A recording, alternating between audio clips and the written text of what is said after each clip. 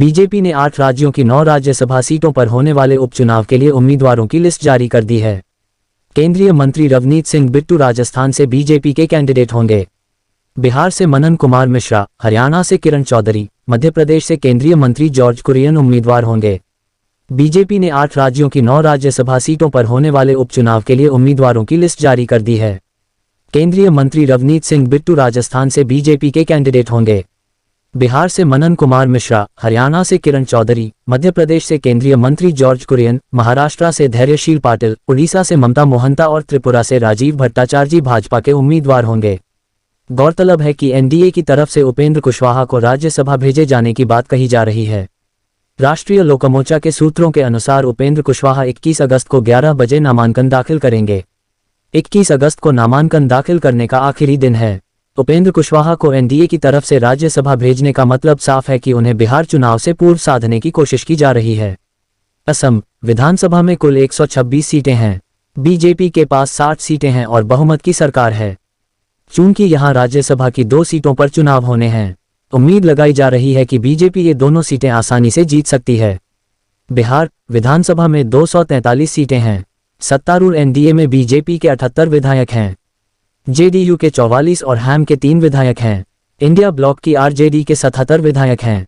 कांग्रेस के 19 और सीपीआई के 15 विधायक हैं, जबकि एकेआईएमआईएम और 2 निर्दलीय विधायक हैं। 4 सीटें खाली हैं जिन पर उपचुनाव होने हैं। दोनों गठबंधन की पार्टियों के बीच 14 सीटों का अंतर है। यहां क्रॉस वोटिंग समीकरण और बिगाड़ सकती है। मध्य प्रदेश विधानसभा की 230 सीटें हैं। यहां बीजेपी की 163 सीटें हैं, कांग्रेस की 66 और अन्य की 1 सीट है। यहां भी बीजेपी उम्मीदवार का जीतना लगभग तय माना जा रहा है। महाराष्ट्र राज्य में विधानसभा की 288 सीटें हैं। सत्तारूढ़ एनडीए के पास 211 विधायक हैं। इनमें बीजेपी के 103, एनसीपी अजित पवार के 40, शिवसेना एकनाथ शिंदे के 38 समेत निर्दलीयों का समर्थन शामिल है। वहीं एमवीए में शामिल कांग्रेस के 37, शिवसेना यूबीटी के 15 और एनसीपी शरद पवार के 12 सदस्य हैं। अन्य पार्टियों में बहुजन विकास अघाड़ी के 3, समाजवादी पार्टी के 2, एआईएमआईएम के 2, प्रहार जनशक्ति पार्टी के 2, पीडब्ल्यूपी के 1, राष्ट्रीय समाज पक्ष के 1, भारतीय कम्युनिस्ट पार्टी मार्क्सवादी के 1, क्रांतिकारी शेतकारी पार्टी के 1, जन सुराज्य शक्ति के 1 और 13 निर्दलीय सदस्य हैं। राज्यसभा की जो 2 सीटें खाली हुई हैं वे बीजेपी की हैं। यहां भी दोनों सीटें बीजेपी के खाते में जाते दिख रही हैं। राजस्थान विधानसभा की कुल 200 सीटें हैं। सत्तारूढ़ बीजेपी के 114 विधायक हैं, कांग्रेस के 66, भारत आदिवासी पार्टी के 3, बहुजन समाज पार्टी के 2, राष्ट्रीय लोकदल का 1 विधायक है। 8 निर्दलीय विधायक हैं। 6 सीटें खाली हैं जिन पर उपचुनाव होने हैं। नंबर गेम देखा जाए तो राजस्थान में भी बीजेपी के जीतने के चांस हैं। हरियाणा राज्य में 90 विधानसभा सीटें हैं। सत्तारूढ़ बीजेपी के पास 41 और एक एचएलपी पार्टी से विधायक हैं। 5 निर्दलीय हैं, इनमें 3 विधायक कांग्रेस में शामिल हो गए। 2 निर्दलीयों का बीजेपी को समर्थन है।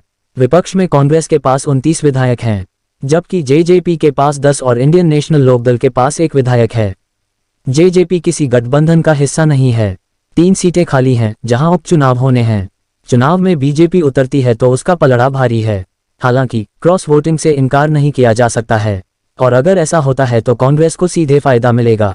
त्रिपुरा राज्य में कुल 60 विधानसभा सीटें हैं। बीजेपी के पास 32 विधायक हैं। कांग्रेस और लेफ्ट अलायंस को सिर्फ 14 सीटें मिली थीं। 13 सीटों पर टिपरा मोथा पार्टी के विधायक चुने गए थे। राज्यसभा चुनाव में बीजेपी के पास नंबर ज्यादा हैं, इसलिए यहां भी बीजेपी की जीत होते दिख रही है। तेलंगाना विधानसभा की कुल 119 सीटें हैं। सत्तारूढ़ कांग्रेस के पास 65 विधायक हैं, बीआरएस के 38 और बीजेपी के पास 8 विधायक हैं। एआईएमआईएम के 7 और सीपीआई के पास 1 विधायक है। राज्य में नंबर गेम कांग्रेस के पास है। ओडिशा विधानसभा की कुल 147 सीटें हैं। सत्तारूढ़ बीजेपी के पास 78 विधायक हैं, बीजेडी के पास 51 विधायक हैं, कांग्रेस के पास 14 और वाम मोर्चा के पास 1 और निर्दलीय 3 विधायक हैं। यहां बीजेपी का पलड़ा भारी है।